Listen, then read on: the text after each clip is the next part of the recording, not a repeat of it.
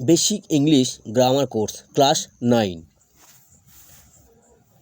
আমরা আগের ক্লাসে জেনেছি ওয়ার্ডস কয় প্রকার, কী কী এবং উদাহরণ সহ তাদের সংজ্ঞা। এবার এই ক্লাসে জানব নাউন বা নামপদ বা বিশেষ্য পদ সম্পর্কে বিস্তারিত, অর্থাৎ নাউন কাকে বলে, নাউন কয় প্রকার, কী কী, একটা বাক্যে নাউনের কাজ কী এবং এর অবস্থান সম্পর্কে। নাউন মানে নামপদ বা বিশেষ্য পদ কাকে বলে? ইংরেজিতে 8 প্রকার ওয়ার্ডস বা শব্দের মধ্যে যে ওয়ার্ড বা শব্দের দ্বারা এই বিশ্ব ব্রহ্মাণ্ডের যে কোনো কিছুর নাম বোঝায়, অর্থাৎ যা আমাদের চোখ, কান, নাক, জিহ্বা ও ত্বক এই 5টি ইন্দ্রিয় এবং মন দ্বারা গ্রাহ্য বা গ্রহণ করি, তাকে নাউন বা নামপদ বা বিশেষ্য পদ বলা হয়। ফর এক্সাম্পল, সান মানে সূর্য, আর্থ মানে পৃথিবী, রিভার মানে নদী, গঙ্গা, পদ্মা, ম্যান মানে মানুষ, বার্ড মানে পাখি, অ্যানিমাল মানে পশু, মাউন্টেন মানে পর্বত, হিমালয়, ফ্লাওয়ার মানে ফুল, বয় মানে ছেলে, গার্ল মানে মেয়ে, টিচার মানে শিক্ষক, স্টুডেন্ট মানে ছাত্রছাত্রী, রাইটার মানে লেখক, ডক্টর, রিমা, ঋষি, কলকাতা, বাংলাদেশ, লন্ডন, বুক মানে বই, পেন মানে কলম, ট্রি মানে গাছ, গোল্ড সোনা, আ গ্রুপ অফ স্টুডেন্ট একদল ছাত্র, আ ফ্লক অফ বার্ডস মানে এক ঝাঁক পাখি, আ হাইভ মানে মৌচাক ইত্যাদি সবই হলো নাউন। এবার জানবো নাউন কয় প্রকার ও কী কী। নাউন হলো 5 প্রকার। নাম্বার 1, প্রপার নাউন মানে সংজ্ঞা বা নামবাচক বিশেষ্য পদ। নাম্বার 2, কমন নাউন মানে জাতি বা শ্রেণীবাচক বিশেষ্য পদ। নাম্বার 3, কালেকটিভ নাউন মানে সমষ্টিবাচক বিশেষ্য পদ। নাম্বার 4, ম্যাটেরিয়াল নাউন মানে পদার্থ বা বস্তুবাচক বিশেষ্য পদ। নাম্বার 5, অ্যাবস্ট্রাক্ট নাউন মানে অনুভূতি বা গুণবাচক বিশেষ্য পদ।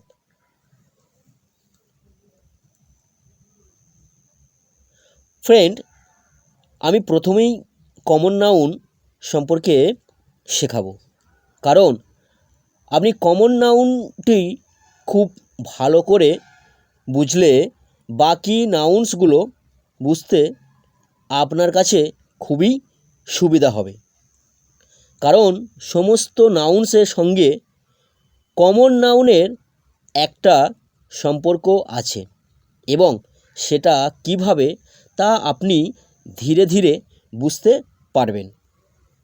সুতরাং চলুন শুরু করা যাক কমন নাউন দিয়ে। কমন নাউন কাকে বলে?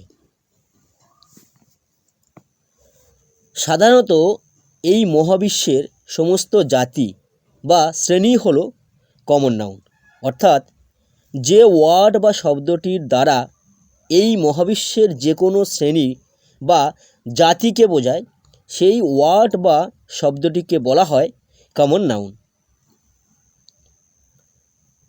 ফর এক্সাম্পল, ম্যান মানে মানুষ, বয় মানে ছেলে, ডক্টর মানে ডাক্তার, টিচার মানে শিক্ষক, স্টুডেন্ট মানে ছাত্রছাত্রী, রাইটার মানে লেখক, চাইল্ড মানে শিশু, স্টার মানে তারা, রিভার মানে নদী, মাউন্টেন মানে পর্বত, ফ্লাওয়ার মানে ফুল, ফ্রুট মানে ফল, অ্যানিমেল মানে পশু, ডগ কুকুর, ফিশ, স্টেট মানে রাজ্য, কান্ট্রি মানে দেশ ইত্যাদি সবই হলো কমন নাউন। এবার জানবো প্রপার নাউন কাকে বলে।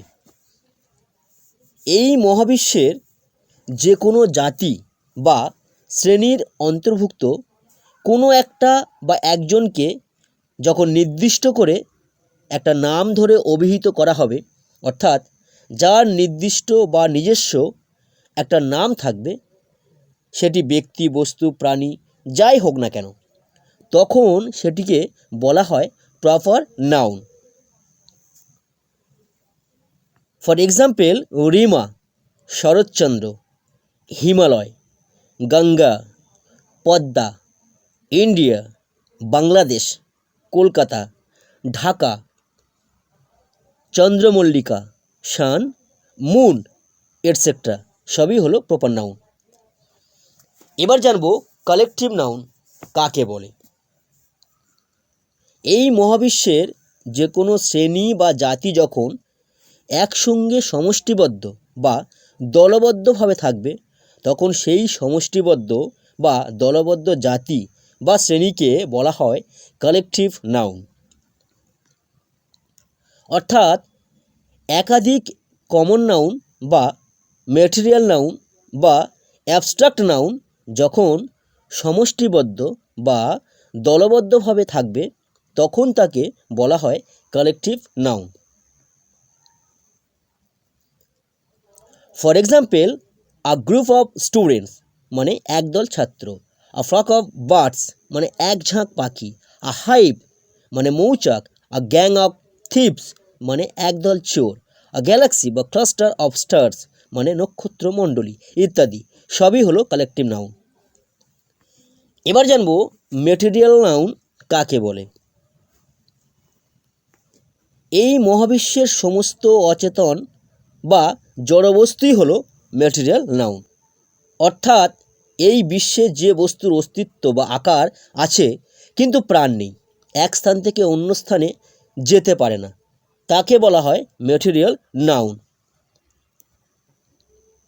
ফর এক্সাম্পল, গোল্ড মানে সোনা, বুক মানে বই, চেয়ার মানে কেদারা, পেপার মানে কাগজ, পেন মানে কলম, স্যান্ড মানে বালি, ফ্যান মানে পাখা, উড মানে বন, মিরর মানে আয়না, শার্ট মানে জামা, ওয়াটার মানে জল, ব্রেক্স মানে সয়েল মাটি, ব্রুম মানে ঝাঁটা, এটসেট্রা সবই হলো ম্যাটেরিয়াল নাউন। এবার জানবো অ্যাবস্ট্রাক্ট নাউন কাকে বলে।